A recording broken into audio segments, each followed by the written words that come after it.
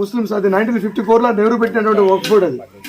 దాన్ని ఇంకా ఇంప్లిమెంట్ చేసిండు రాజీవ్ గాంధీ కానీ ఇప్పుడు మన ఇందిరాగాంధీ కానీ. మరి సెక్యులరిజం అనేది ఒక వర్డ్ వచ్చింది. సెక్యులరిజం అనేది వర్డ్ మన భారతదేశానికి అది అసలు మన బాబాసాహెబ్ పెట్టినటువంటి ఈ యొక్క కాన్స్టిట్యూషన్ ఆఫ్ ఇండియాలో లేనిది సెక్యులరిజం. పెట్టింది కూడా నెహ్రూ పెట్టినారు కూడా లేదు, నెహ్రూ పెట్టిండు 1954 అమలు చేసింది ఇందిరాగాంధీ. ఏంటిది అసలు